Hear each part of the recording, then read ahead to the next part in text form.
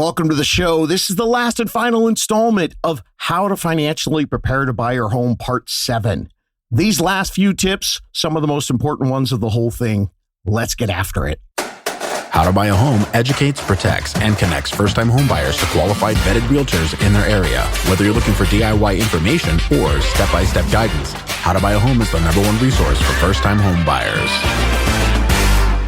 What's happening, How to Buy a Homies? Oh my gosh, I just did finger guns. Can't believe I did that. Well, I'm still David Sidoni, and this is part 7 of the How to Financially Prepare to Buy a Home series.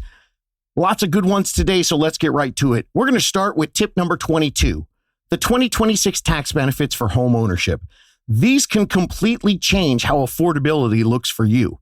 If your new mortgage payment is going to be $2,500, a lot of times people do not include home ownership tax deductions. A $2,500 new mortgage payment, it actually amounts to $4,000 in annual tax deductions. Yet it just never seems to make it onto anybody's affordability spreadsheet.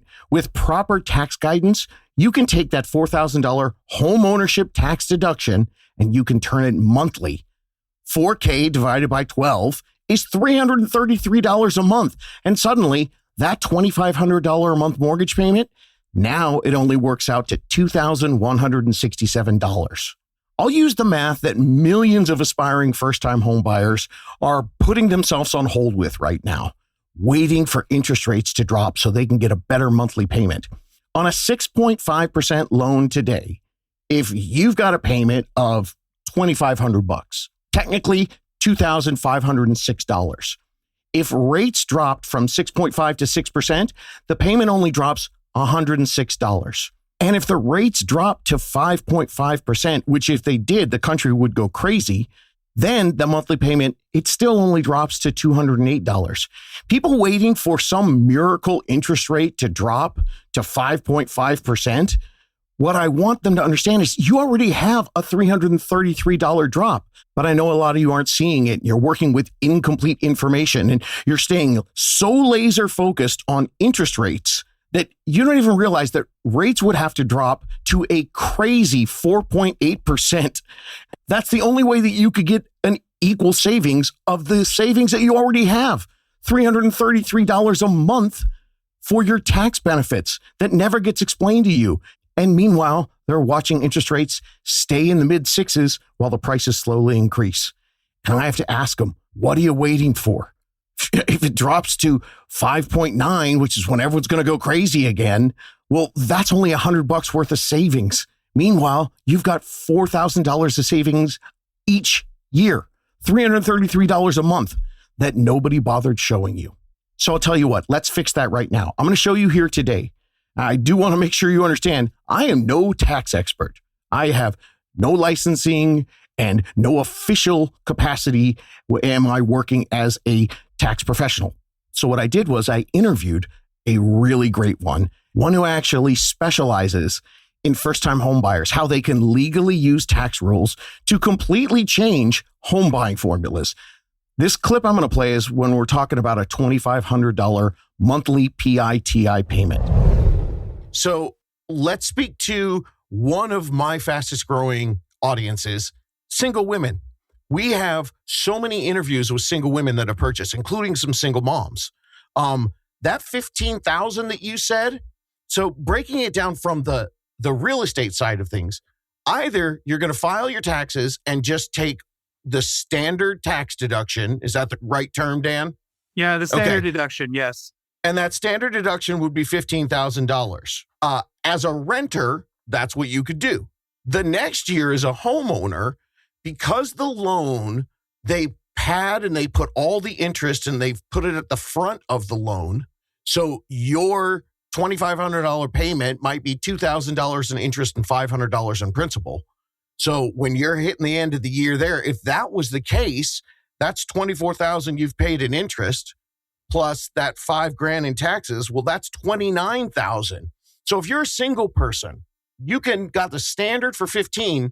If you've got $29,000, you need to talk to the right CPA who understands how to help you. And then you're going to get, now that doesn't mean that they're getting what is that, 15 to 29. They're not getting $14,000 dollar for dollar. Right. It just lowers their taxable income by that amount. So you're going to be on the standard deduction, you lower your taxable income by 15. Now you're lowering your taxable income by 29, which is a savings in the hundreds, possibly thousands for these guys. Yeah, it could be. Yeah. And if we just do, let's see, 29,000, or let's make it 30,000 just for easy math sakes.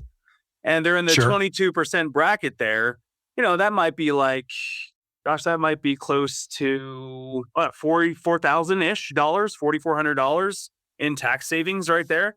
So, I mean, I think I know where you're going with this. If you know you're going to get that in the future, you can change your W-4. So your paychecks get a little bit bigger. So you have a little more weapons to pay that mortgage bill when it comes due every month. I used to have a simple piece before the laws changed. I said, you think you can't buy a home because your paycheck's not big enough? Well, buy a home and your paycheck gets bigger. If you're a W-2 employee and you talk to someone like you and you figure out, okay, we're going to get 30 grand. That's going to be about 4,000 a year. So we can redo my taxes today. So instead of all those little acronyms taking all the money out of my paycheck, I can get an extra, what is that, $333 a month, 4,000 divided by 12?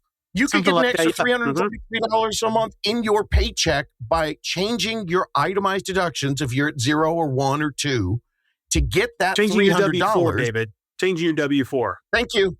Changing your W-4. Man, I'm never going to get those right. And I called a 1040, a 1099 earlier. That's why I know just enough to be dangerous. So you're going to change whichever paper is the correct one, your deductions, and then you get an extra $333 a month because you're a homeowner. That's the beauty of the mortgage interest tax deduction.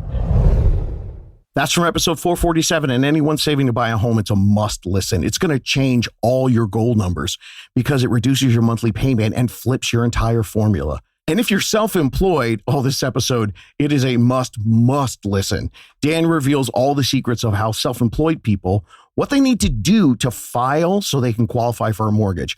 There are simple options that can get you approved. And unfortunately, right now, they're secrets. They shouldn't be secrets. Go learn about them. You have more options than you think. Be sure to get your personal potential deductions from a tax professional. There's all kinds of misinformation out there. I mean, you may hear that the mortgage interest deduction was going away, but as of the 2025 Tax Act, it's permanent now. And you're going to have to compare how these deductions might work for you in the way you do your taxes, itemized deductions versus standard deductions, because there are different deductions for single buyers and married buyers. And that's why I let Dan the Taxman explain it all. I'll drop 447 in the show notes, along with another interview with Dan, episode 370. It's got expansive stuff where he talks about all the tax benefits for first-time homebuyers. So that's tip 22. Take an hour and 45 minutes of your life, or less if you want to speed up me and Dan, and listen to those 2 episodes. You'll hear from Dan, a true first-time homebuyer advocate who also happens to be a CPA. So you can hear expert, correct information on how there's thousands of dollars in homeowner tax savings that you could be getting each year, which is going to make your home purchase a lot more affordable. I'm saying this with nothing but love in my heart, but don't listen to anyone who gives you advice on home buying affordability if they can't explain to you the tax benefits of home ownership for the first 10 years. All right, I promised you 22 tips. Guess what? I've got 3 bonus tips. Bonus tip number 1, private mortgage insurance, PMI. This is often vilified as an extra payment that every first-time home buyer should avoid, like the Star Wars prequels or going to the Fire Festival. In 2026 and 2027, my friend Math would greatly disagree. PMI is so outlandishly misunderstood. I even made an episode back in 2023 entitled PMI is a Privilege, and another one said PMI is still not the devil, because it is a privilege when you understand the actual math, not the myth. What PMI is, it's mortgage insurance that you pay monthly if your down payment's under 20%. And there are still financial gurus who freaking swear that you're an idiot if you buy a home without 20% down because PMI, it's a financial albatross. Okay, no. Usually, mortgage insurance is just a small slice of your monthly payment, somewhere in the ballpark of only 50 to maybe $150 if you're buying something a little bit bigger. The actual cost will depend on your loan size, your credit score, and how much you put down, but it's 50, 100, 125 bucks, and it's not forever. See, PMI is temporary. Once you build up enough equity in your home, either by paying down your loan or your home gains value as the price continues to rise, generally, it's going to go away when you hit the 20% mark. The PMI, poof, gone. So when you hit that 20%, all you got to do is ask your lender to drop it. Sometimes they do, sometimes they don't. But don't worry if they don't. At 22% by law on most conventional loans, your lender is required to automatically cancel the PMI payment. So here's what it is. PMI is a temporary small fee to get you into a home years earlier, building equity, locking in a fixed payment, and getting off the rent hamster wheel. And then once you've grown into that equity, the PMI just disappears. And then that means your payment will actually go down. It's not a penalty, homies. It's a temporary toll to get you onto the fastest on-ramp to home ownership. The math here, and people saying it's terrible, man, when I do the math, it's maddening. Listen to this. On a $440,000 home, 88 grand is what it takes to put 20% down and avoid PMI. Now, if you're sitting there with $22,000, that's a 5% down payment. But you never want to do that 5% down payment, take on the PMI, $100, $115. That's horrible, idiotic, financially stupid behavior. You don't want that PMI payment. Yeah. What, 100, 125 a month, maybe 75? Come on. How many years are you going to have to save up to try to get the other $66,000 so you hit $88,000 so that you get 20% down and avoid PMI? And most importantly, how much are you going to lose during that time? Like, what if it takes you 3 years? And that's some hardcore saving. You're saving 22 grand a year, right? What if it took you 3 years to save up $66,000 at $2,500 a month in your rent? 3 years of that? You just lost $90,000. Not to mention, if that home goes up even modestly in value, now the $440,000 home you want to buy costs $480,000. Ah, yes, math. PMI is just one of those factors that fits into the 2026 and going into 2027 rent replacement strategy math. It takes a new mindset to buy a home today. A mortgage isn't some scary new expense that gets piled on top of your life. Because gosh, that would be freaky to everyone right now, especially the way things are going with the economy, inflation, and what's happening out there. So understanding that a mortgage payment is a replacement for money that you're already spending. I mean, you're already doing the hard part every single month. You just aren't getting any benefit for it because your rent payment, that's gone. There's no added value to your life. But a mortgage payment, that's a forced savings account wrapped into a roof over your head. Payments fixed. No more bracing yourself every year for that rent increase notification. Your home builds equity and it comes with tax benefits. And down the road, when you've owned this thing for a while, man, that's when you get the real options. You can trade up, you can rent it out, or you can cash it out and go live your life however you want to. And I know right now the internet keeps telling you, well, renting's cheaper than owning right now. Yeah, sure. If the only math you're doing is comparing this month's rent to this month's mortgage payment, but that is not the full equation. And you deserve the full equation before you make any decision this huge. I break down the complete math on rent versus buy in episode 460, including the privilege of that little teeny extra small PMI payment that means that you can buy a home today instead of waiting 1, 2, 3 years. That math creates a true and complete spreadsheet so that you can do the comparison of rent versus buy yourself. And all the time people are doing the rent versus buy thing, there's another thing they forget. That first year, that is the hardest time that it's ever going to be to make a mortgage affordable, and it gets easier every single year. So you're making that comparison based on one tough year. After that, it gets a little bit easier. And 3 to 5 years later, it gets a lot easier because your payment is fixed. Whereas if you were still renting, it would be going up and up and up every year. You're chasing it. You're trying to figure out, okay, wait a minute. If I'm renting to save money to buy a house, but my wage increases are barely keeping up with and sometimes behind my increases in my rent, yeah, that's not getting easier. A fixed, frozen payment, that's something that's going to get easier, especially as your life keeps growing. If raises come, if your careers grow, with every single year, your payment becomes a smaller and smaller piece of your financial world. So yeah, I'm not afraid to say the first 1, 2, and 3 years of owning a home is going to be the hardest it ever is, because the positive is after that, it just gets better. So when you're looking at owning a home, even if it's a starter home, a condo, or a townhome, or if you're using a low down payment option, and yes, that means you're going to have PMI, well, you do that to build your dream life. You're already paying for shelter, so let's make that payment finally work for you. That's the rent replacement strategy. One quick little side note on PMI, you might start hearing in 2026 that PMI is now tax deductible. Yeah, that's true. But it's very rare that this really works for anyone because it's got these really tight limits and restrictions. So don't count on that. Okay, so that's the basic summary of the things you can count on with PMI. And if you're not still convinced that math didn't make sense to you, then you know what? I got another full episode for you. And I'm begging to you, please listen to it before you make any decisions. Episode 464. And don't believe my words today. Believe the math. The people saying PMI is going to crush your financial future, they're demolishing your financial well-being. And I don't like that. I want to see that stop. They're giving you outdated, mathematically absurd advice.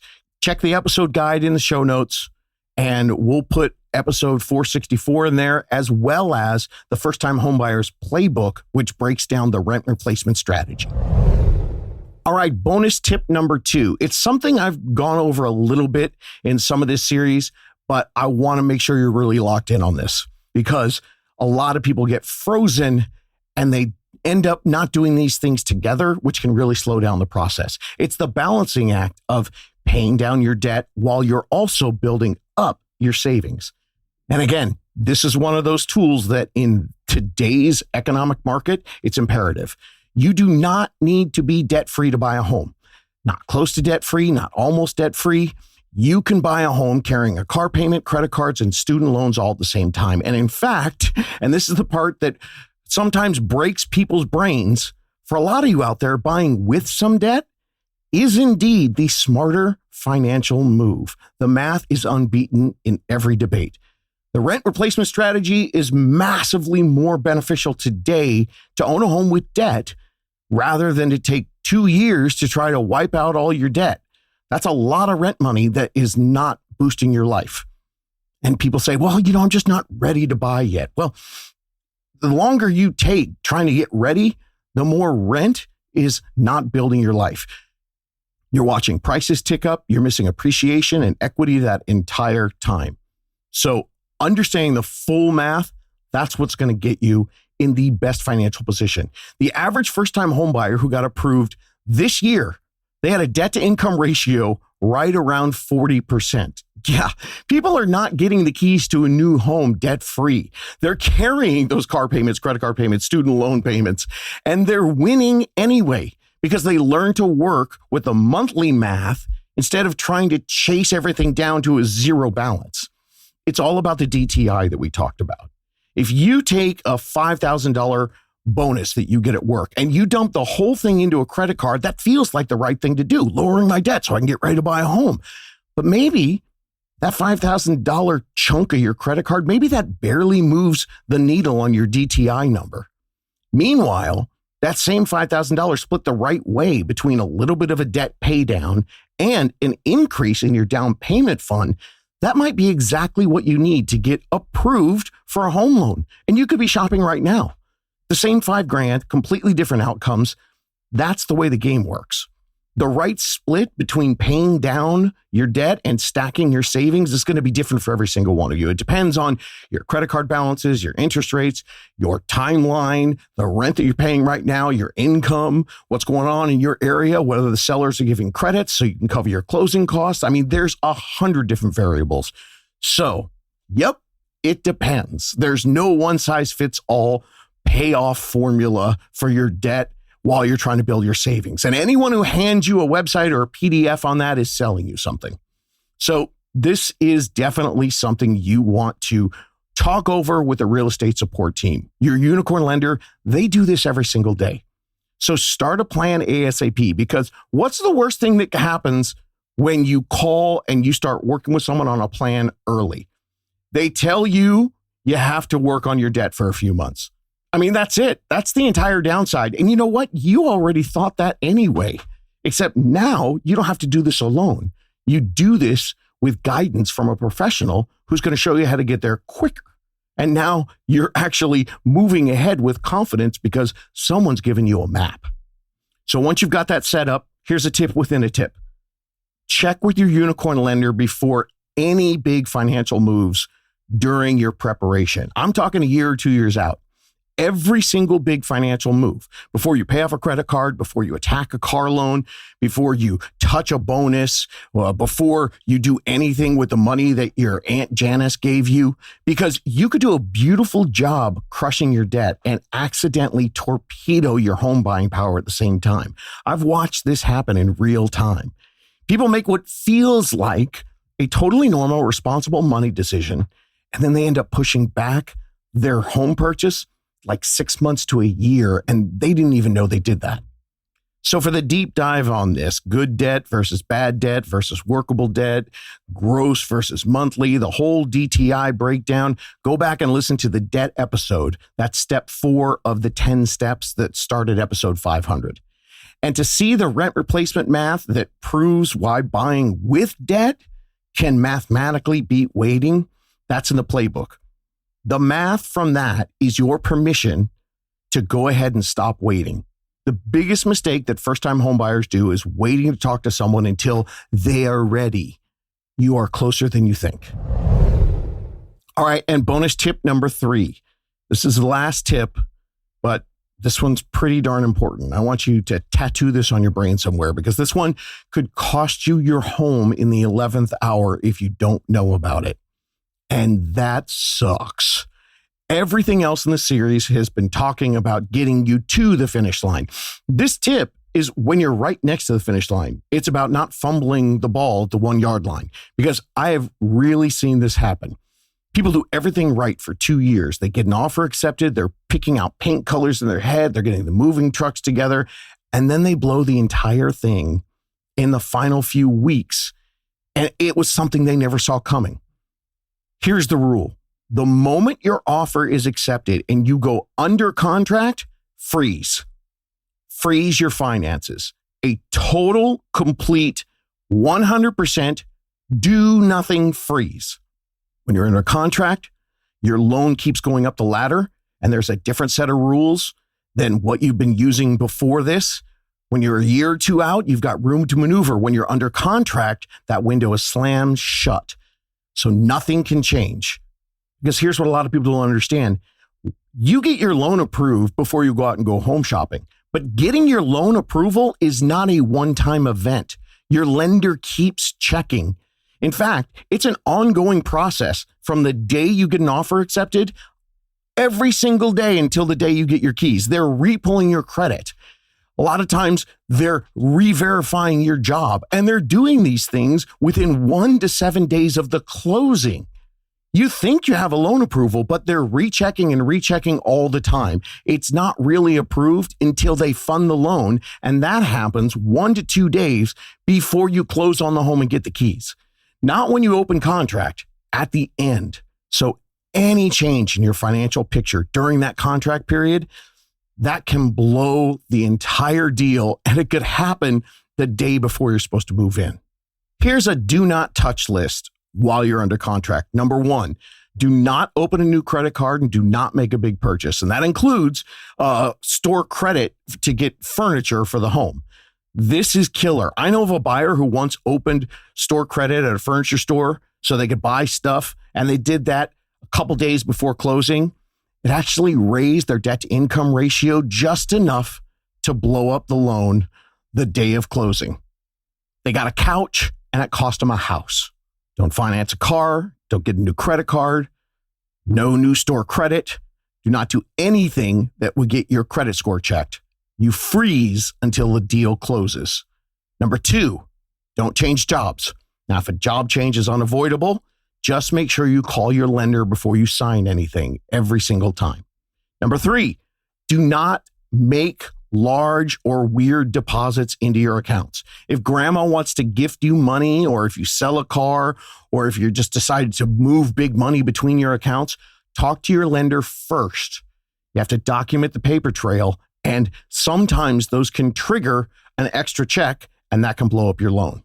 And number 4, do not co-sign for anybody on a loan for them. And obviously there's a number 5. Don't miss any payments during this period. So here's the whole tip boiled down to one simple sentence. Before you literally do anything with your money when you're under a contract to buy a home, text your lender first. Thinking about buying a fridge? Text them. Got a new job offer? Text them. Aunt Linda wants to Venmo you $3,000 as a housewarming gift? Text your lender before it hits your account. That 30-second text, that's the cheapest insurance you're ever going to buy. All right, gang, that's 25 tips for how to financially prepare to buy your home. Great job. You did it.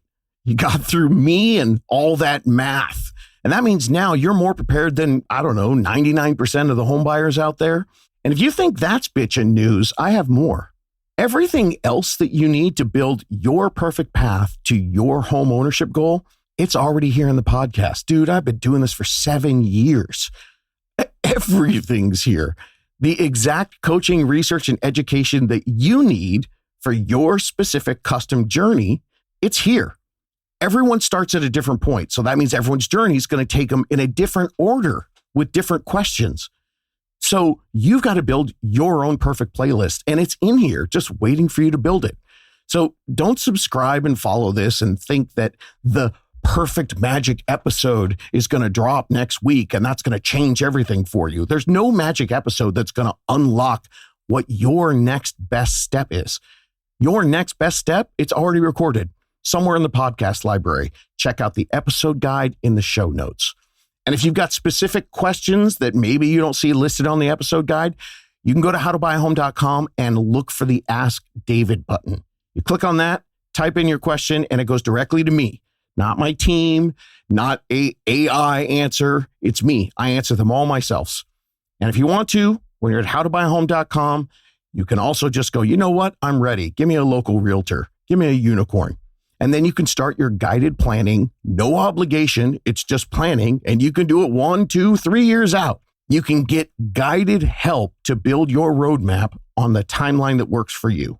That's the end of this series. But coming up next, there are 3 episodes that are pillars for the 2026 and 2027 first-time homebuyers. It's got the playbook for what you need to do. We're going to talk about the low down payment options for buyers in today's market. And then it's literally called the playbook. It's a 2-part series. And it's on, yeah, you've heard of these before, the rent replacement strategy and the last lease ever program. But you know what? You don't have to wait to get your next piece of free information and free education. Go to the show notes, click the episode guide, and find what you need so that you can confidently believe you can do this. Looking for more DIY education or your own personal step-by-step guidance through the home buying journey?